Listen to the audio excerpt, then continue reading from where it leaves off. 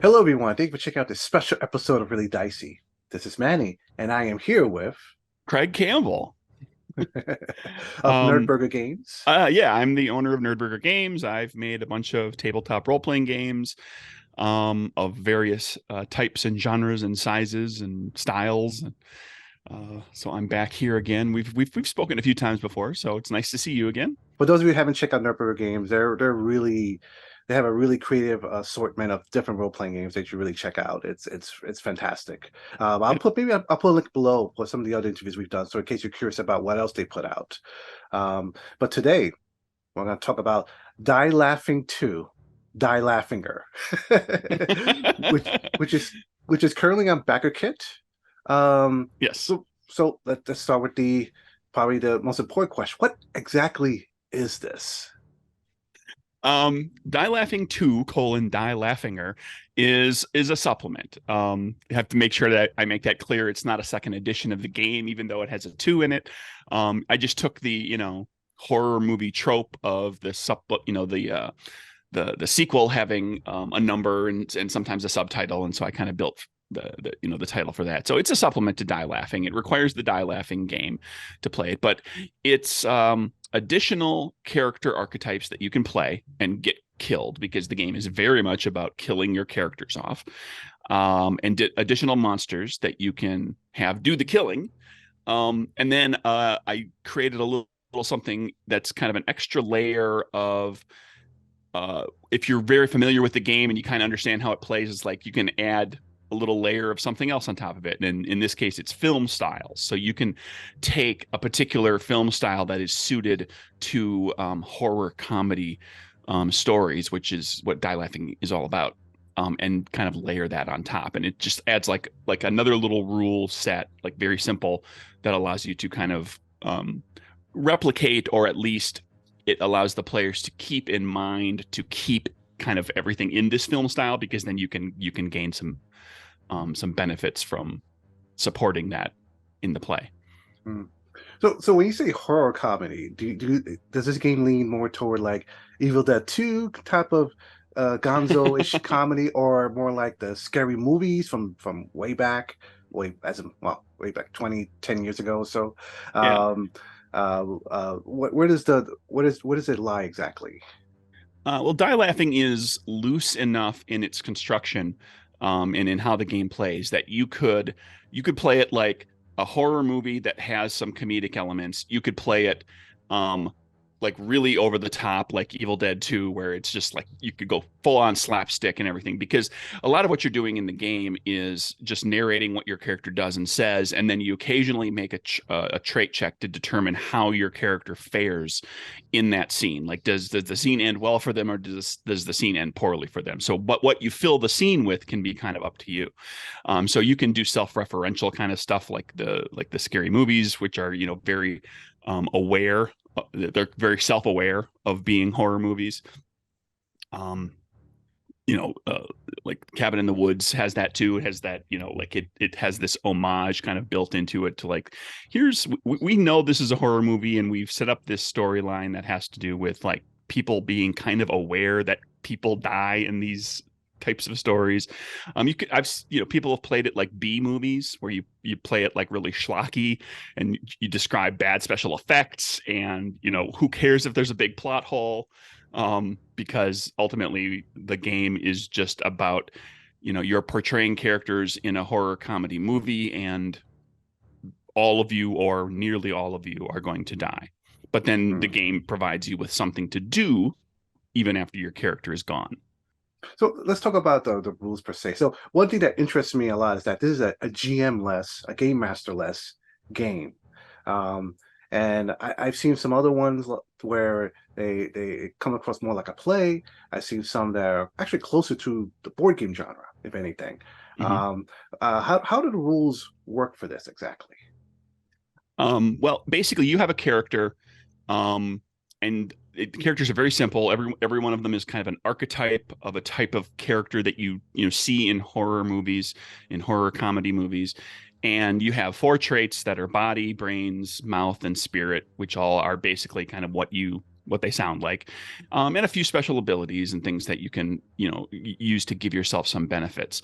And the structure of the game is, you got your characters, you pick a monster to use, and it's set up like a movie. You start in Act 1, and you roll some dice to determine the scene, and you play that scene, and you go through and do different scenes. And there are different triggers that send you into Act 2 of the movie, and then there are triggers that send you into Act 3, where everything kind of finally resolves, and we see who survives and who doesn't.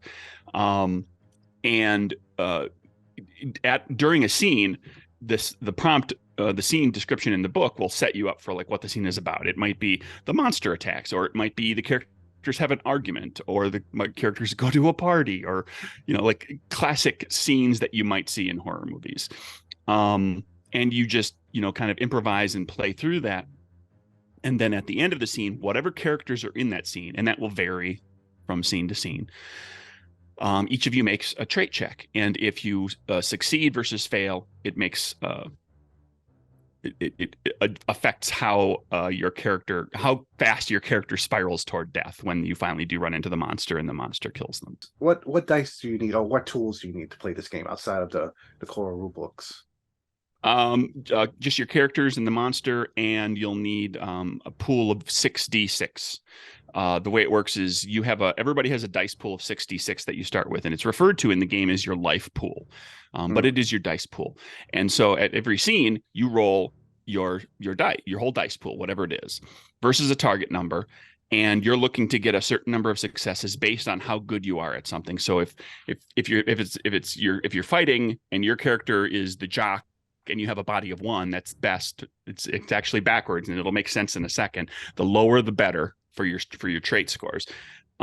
If you go and roll all of those d6s against, let's say, a target number of 4, and you have a body of 1, you just need 1 success from all those dice to succeed at something, because you're the jock and you're going to do physical stuff really well. And then if you succeed on your check, you describe how everything kind of turns out well for you in the scene, and you make one of the other players lose a die from their life pool. If you fail in the scene, you describe how things end poorly for your character in that scene, and you lose a die from your die pool. And the life pool is your countdown to death. When you run out of dice, your character dies, and you narrate the death. Oh, interesting. So I noticed that this is Backer Kit. Traditionally, I've noticed you use Kickstarter. Let's talk about what's happening here with Backer Kit. Why Backer Kit, and what do you have to offer to anyone that pledges? Well, this campaign is using Backer Kit for a few reasons. What happened I started to look at the NerdBurger Games business model, and using Kickstarter all the time, and there was a point back a year or so ago where everybody was kind of like, Kickstarter's starting to do some things that make me go, huh, really? Is that that's really where you're going? And I started thinking about, well, what happens if I don't want to engage with Kickstarter anymore? Like, I shouldn't put all my eggs in one basket. I should try to see what other opportunities there are. And so I was looking at other crowdfunding platforms, and BackerKit started up their crowdfunding. It's technically still in beta. I had to talk to a BackerKit representative to get put on a list and become part of it, because they're still kind of figuring out all the kinks. But I did that at Gen Con last year, and figured I would take a small project like this, which is just a little supplement book that doesn't need a huge a number of backers in order to be successful, and just try it out and see what BackerKit could do, and see what the interface allowed me to do that Kickstarter maybe didn't, and see that it gave me an opportunity to use their pledge manager again and kind of refamiliarize myself with that, because I hadn't used that for quite a while. I was curious to see how would something of mine fare on a different platform. How does the BackerKit, their interface and their capability, and how they structure the pages, and what you can do with the pages, and how you can present information. I was just curious to see how all that worked. And there's a lot of self-reporting information that I've discovered it's got a lot of great dashboard features behind the scenes for the creator, where you can see where all your pledges are coming from, and you can kind of track, and you can see a lot of information. And Kickstarter has some of that, but BackerKit seems to be a little more robust with some of that sort of thing, because it started as a as a pledge fulfillment software, so it needed to track a lot of information. So that's, kind of at the core of things. So they've built out into a crowdfunding which looks a lot like a Kickstarter page, as far as like how you organize and present the information. But there's a lot of there is quite a lot of bells and whistles underneath that are very useful. For a small project like mine, I'm not necessarily getting full benefit out of all of them, but I see that they're there. And I know that bigger projects would probably benefit a lot more from some of the things that are there. And congratulations. I see that you reached your goal. We did. So for anyone right now looking at this page, what stretch goals do you have here? What pledge levels do you have here exactly? Well, given that it's just a small supplement that's pretty much done at this point, I'm in the process of proofing the book. My plan is to turn it over and get it out to people very quickly. So it's just about complete. The game is complete. I don't intend to add content to the book itself, but like the first stretch goal that we're still working at right now is to make form fillable PDF versions of all the character sheets. And that includes in the core game, because the core game has 24 character archetypes. There's a lot of opportunity, a lot of different characters you can play. And the supplement has 8 more. So I'm going to generate like actual form fillable ones that you can play on. You can keep them on your tablet, or use them online or whatever. So the game plays nicely at a table with just like one sheet, that you can just mark up and everything. But form fillable was one of those things that I just never got around to doing initially, and I thought, well, let's make that happen here, and let's reward people for backing by getting that to happen. And so there's 1 or 2 other ideas that may become stretch goals. I'm still kind of toying with things. It's nothing that's going to increase the size of the book, nothing that's going to lengthen the time until fulfillment. We're still going to fulfill very quickly. So being that this is completed in a sense, how soon do you see this in the hands of backers? Basically, kind of as quickly as the money turns over. There's a delay period at the end where everybody's card gets charged, and then if a backer's card gets an error or something, there's a certain amount of time that they take to try to fix that, make sure everybody gets that done, and then I have to get the backer kit survey out at the end to collect the shipping, because the shipping comes separately, and I know what the shipping numbers are going to be approximately, unless something really strange happens to shipping in the next month or 2.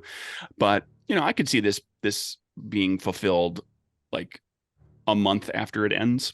How much flexibility there is if I want to create my own monster? When you look at the monsters, you'll see they're very simple. They're pretty straightforward. They're all kind of spins on classic horror movie monsters or franchise monsters, with a few other kind of weird things thrown in there that I just thought was fun. There's creepy demon pain guy, which is basically the Hellraiser character. It's a Cenobite essentially, so you're kind of in a Hellraiser movie with that guy.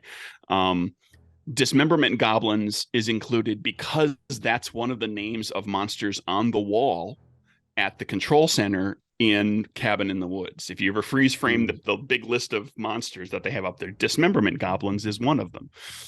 So I made them a monster. And there's a slasher killer type, and there's like the giant insect attack from like movies from the 50s about like giant irradiated insects and whatnot. There's all sorts of variations of that sort of thing. And then the supplement has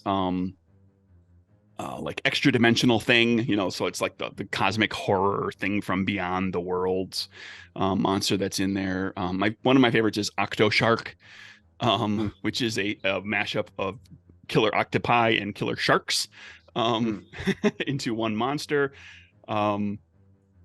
Toxic Teens is in there, and that's a riff on like if you ever watched like Class of Nukem High and some of those trauma movies, the horror comedy kind of movies that are built around like the toxic radiation taking place in this small town of Tromaville, and it causes like all the teens at the school to become monsters. So yeah, it's all you'll recognize the the inspiration for a lot of these from, oh, that's just a play off of this, that's a play off of that. So, and I did that so that you can play it entirely however you want, but you can also, it's just easy to latch on and be like, oh, this is going to be like a, a Hellraiser movie, so I'm going to do Hellraiser type things in the movie. Like there's going to be some secretive way to call the demon forth, whether it's a puzzle box or something else. They're going to be very, very deadly, and when they speak, they're going to be very creepy, and they're going to, speaking like they have their own agenda of what they're after, and like you can latch onto those from like as soon as you identify kind of what the monster is based on. And is there like any rules if I wanted to tweak it up without hurting the game, and well, not hurting the game, without adjusting it so much where it changed the game too much? The core game has a bunch of alternate rule stuff in it, like so that you can change it up and play a few different things. Like it talks about like what do you do if you want to play like a trilogy where you have a character that survives from sequel to sequel. So you can play a character that does that, or that becomes the reward, right? For whoever survives gets to become the survivor for the next game, and then you play the character a little differently. In the game, once your character is gone, you become a producer on the movie, and you have points that you can spend to do things that influences how the movie plays out. And so there's alternate rules for you can instead become an agent, and like you latch yourself to one of the other players and you try to do things to make sure they survive, because as that actor's agent, you want them to survive the movie so that they get to be in the sequel and they get a career. So there's like, all sorts of little things like that. To speak to your monster thing, you can create your own monster too. Like there's a blank character sheet and a blank monster sheet at the back of the core book. So you can just take that out and mark it up and make your own too. Oh, okay. And I assume that there's such a variety of different monsters that even the archetypes is a huge variety. It's not just like Scooby-Doo-ish or investigator stuff like in the Call of Cthulhu games. It sounds like there's a lot of different things you can be. Yeah, with the monsters, there's a wide variety of monsters and a wide variety of characters, certainly.